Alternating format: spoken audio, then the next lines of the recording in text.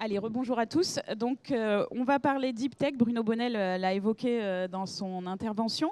J'ai le plaisir de recevoir Charles Becbédé. Vous êtes le fondateur d'Audacia, qui est une société de gestion indépendante. On va en reparler.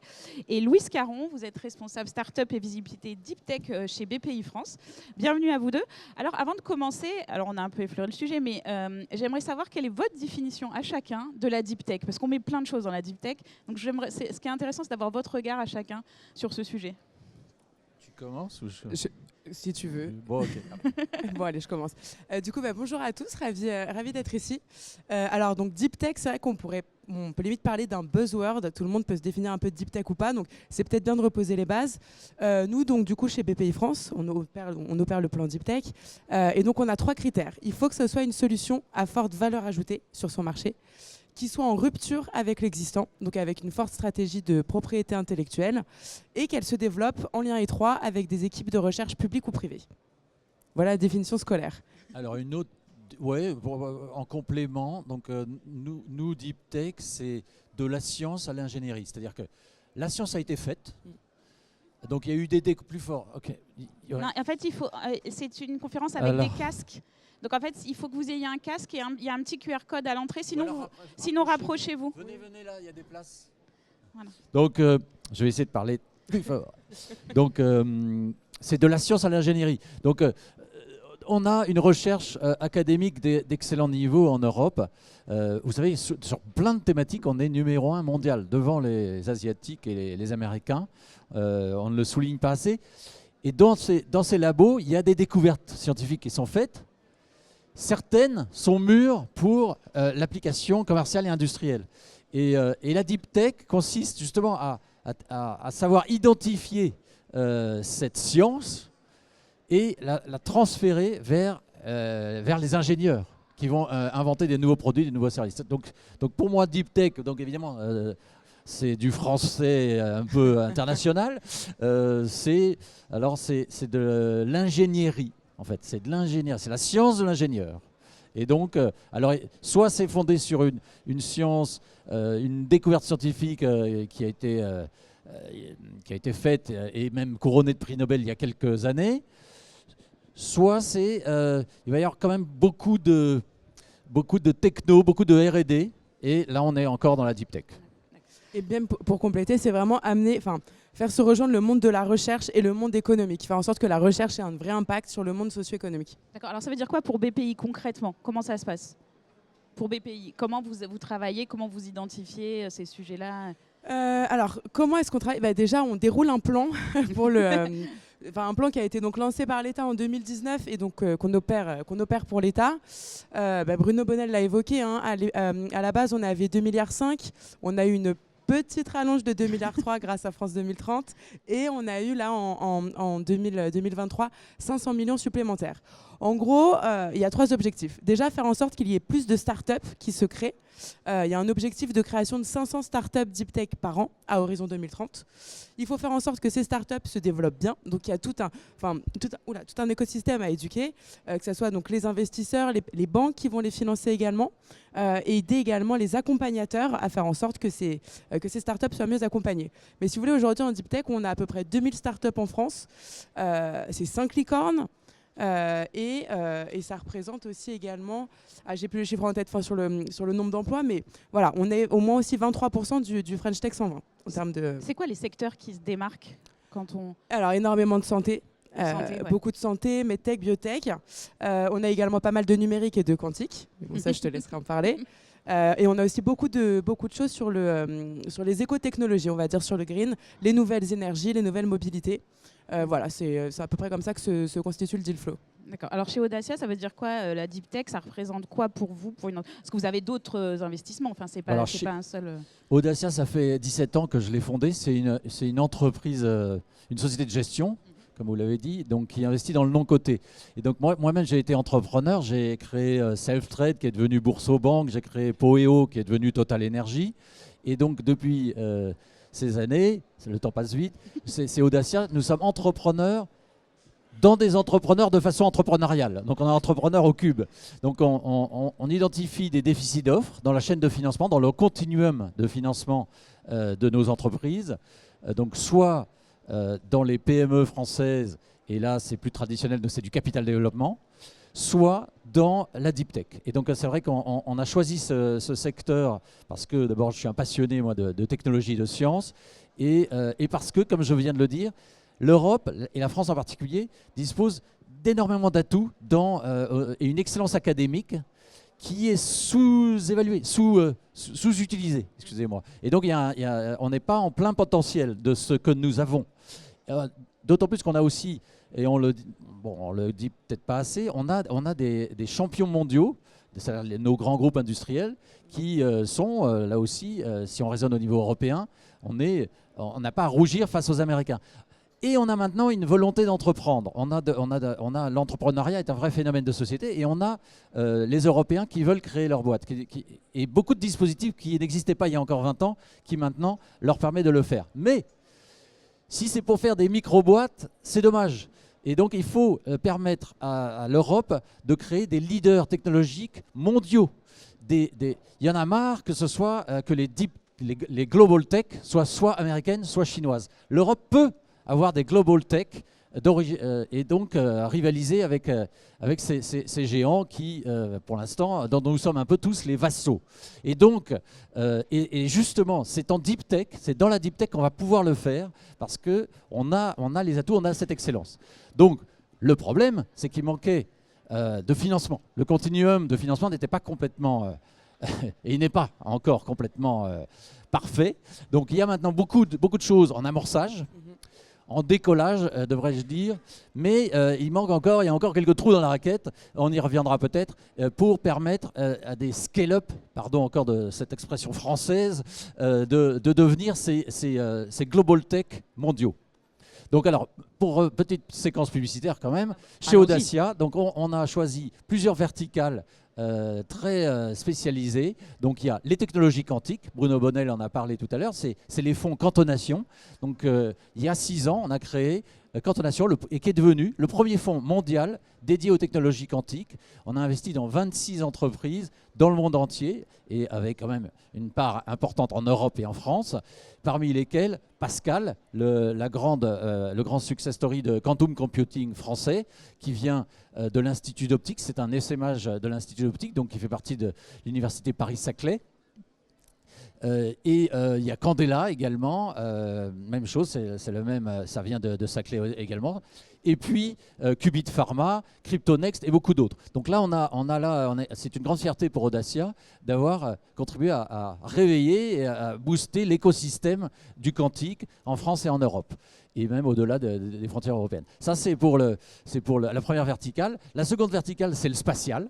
Donc avec le fonds Expansion, et nous avons déjà investi dans 14 entreprises en Europe. J'ai vu personnellement 250 entrepreneurs du New Space depuis 2 ans. Il y a un vrai bouillonnement, il y a une grande mutation en ce moment. Alors c'est moins une révolution technologique qui vient des labos comme le quantique, mais c'est plus de l'ingénierie et une nouvelle façon de penser. Le New Space, c'est qu'on va avoir des entrepreneurs qui vont saisir cette opportunité. Le nombre d'objets en orbite va être multiplié par 100 dans les 10 ans qui viennent. Actuellement, il y a à peu près 10 000 satellites autour de nos têtes. On va passer à 1 million. Il faut les fabriquer, il faut les lancer, il faut éviter qu'ils se percutent les uns les autres, il faut downloader leurs données et utiliser ces données pour imaginer toute une série de constellations, d'observations, de connectivité, etc.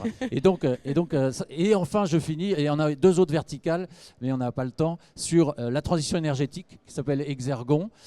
Et évidemment, un grand sujet, immense défi. Donc, et nous n'hésitons pas à investir dans les essaimages du CEA, donc, pour le nouveau nucléaire, le nucléaire de 4e génération. Et puis, enfin, un partenariat avec Sorbonne Université, première université d'Île-de-France, qui nous a demandé de monter pour elle un fonds de venture qui s'appelle Sorbonne Venture, et avec un focus sur les health tech. Et comme tu as dit tout à l'heure, en effet, dans la deep tech, on retrouve le health tech, un tiers le green tech, et un tiers les technologies de souveraineté, dans lesquelles on retrouve le quantique et le spatial.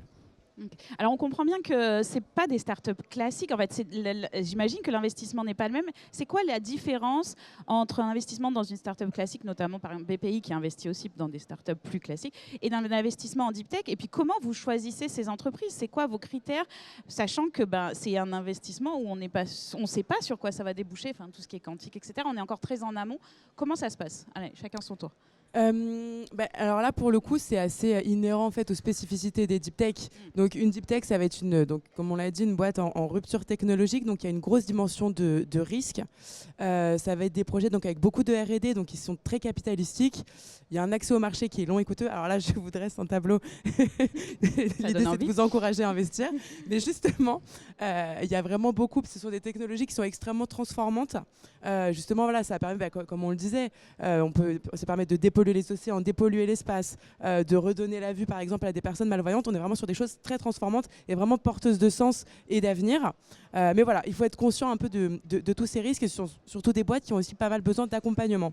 On est à la base sur des chercheurs qui ont mis au point une technologie. Voilà. Et donc, on est en train d'y travailler justement pour que les équipes soient mieux constituées, soient plus mixtes avec des profils variés pour donner confiance en fait, aux investisseurs. Mais voilà, il faut avoir conscience que ce sont des projets assez risqués. Oui, évidemment, c'est risqué, mais c'est aussi le reward, la récompense est à la hauteur. Et donc, en fait, le premier critère, oui, je sais, mais je peux pas plus. Je peux pas plus. Et franchement, là, je parle fort, hein, mais c'est que le micro. Venez devant, il y a plein de places au premier rang. Monsieur, venez. Normalement, c'est avec un casque. Parce qu'en fait, il paraît que c'est une conférence interactive où vous devez vous connecter avec des oreillettes. Et ceux qui n'ont pas d'oreillettes, parce que je pense que certains d'entre vous ne l'ont pas, venez là. Il y a 5 ou 6 places au premier rang. C'est dommage, parce que là, je ne peux pas parler plus fort. Allez, alors, donc, en effet, la deep tech, c'est risqué, ça va prendre du temps, c'est capital intensif. Et donc, les critères de sélection des projets, bien d'abord, je dirais, la science qui a été faite, la technologie, la qualité donc, académique dont est issue l'entreprise.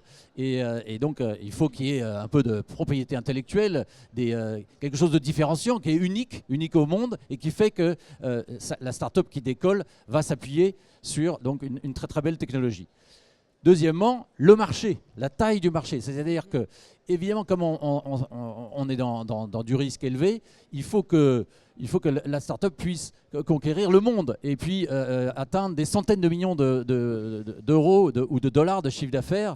Et parce qu'on va viser, nous, en tant qu'investisseurs privés, à avoir un multiple très élevé pour compenser le risque. Donc nous, on a notre expression, c'est « it's a 10x or it's nothing ». C'est-à-dire qu'il faut au moins faire 10 fois la mise minimum sur nos investissements. Donc pour ça, il faut un très grand marché.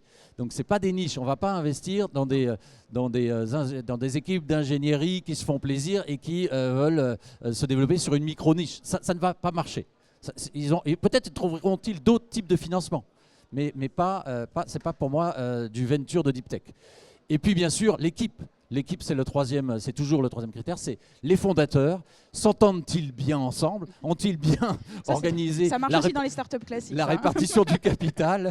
Et puis, est-ce qu'ils vont aller ensemble dans ces 10 prochaines années en harmonie? Ça, c'est un critère qui ne s'apprend pas dans les livres. C'est plus des ressources humaines et de l'alchimie humaine. Mais c'est très important. C'est aussi important que les 2 autres critères. Donc voilà comment on sélectionne. Et puis alors après, évidemment, on est heureux que grâce à la BPI, à France 2030, il y a un petit peu de vent porteur, oui, et qu'il y a un accompagnement.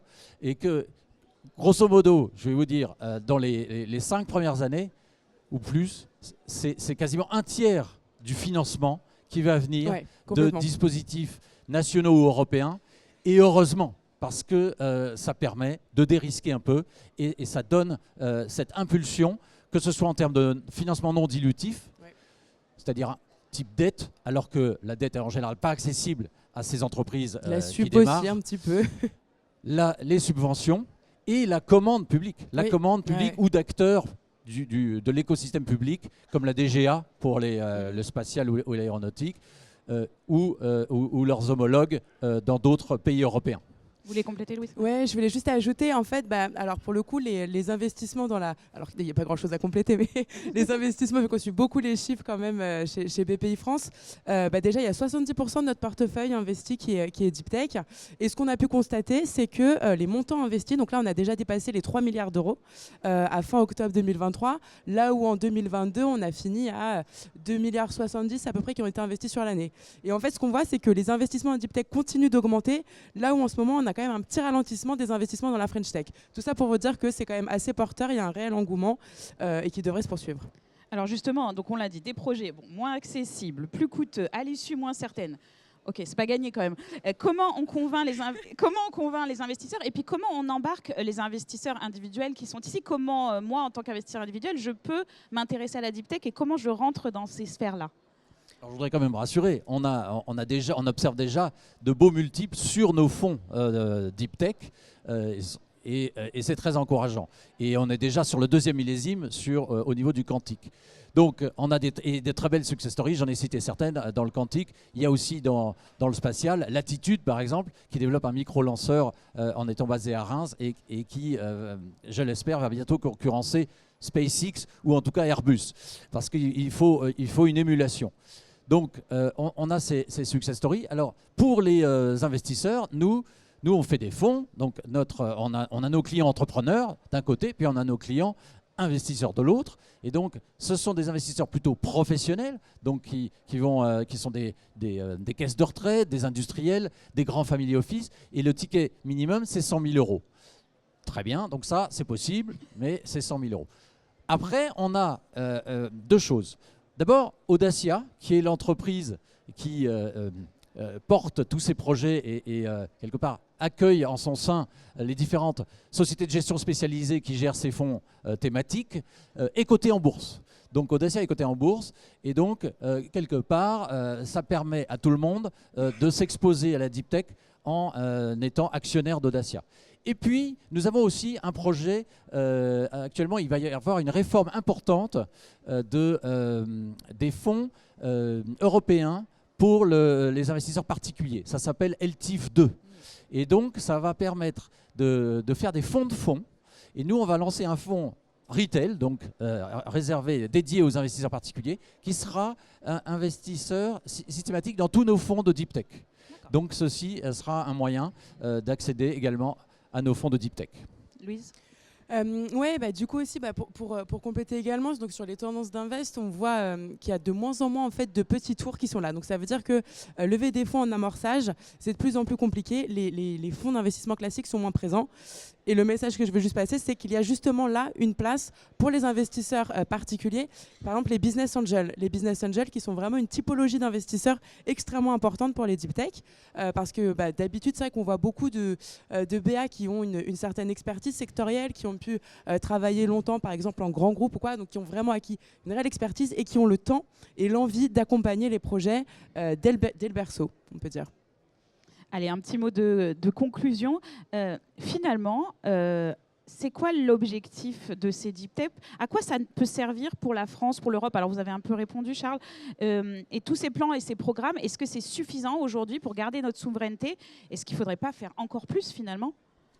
Je veux bien répondre. Alors, donc, il y a évidemment tout ce dont on parle, cette deep tech, c'est très lié à l'industrie. Et donc, on réindustrialise nos territoires, en fait, à travers... Quand on construit une usine à Reims qui va construire 100 micro-lanceurs par an, ça, c'est vraiment de l'industrie. On ne peut pas faire plus industriel. Et c'est aussi donc des excédents commerciaux. Parce que ces lanceurs, ils vont être vendus dans le monde entier. Pareil, quand on fait une usine d'ordinateurs quantiques à Palaiseau ou à Massy, comme Candela et Pascal, c'est des machines qui sont vendues des millions d'euros, essentiellement à l'export. Donc là, c'est de la réindustrialisation et c'est un nouveau poste d'excédent dans notre balance commerciale qui ne va pas très bien. Donc, c'est très positif. Moi, je pense, néanmoins, alors je l'ai dit, il manque un échelon, c'est-à-dire qu'il faut vite que l'Europe, et je l'espère grâce à la BPI peut-être, finance, stimule la création de fonds de deep tech, multi-thématiques, de plusieurs milliards d'euros, pour pouvoir accompagner au-delà du venture. Nous, on fait du venture jusqu'à, dans notre jargon, on appelle ça la série B, la série C. Donc la boîte a décollé, ça y est, c'est parti.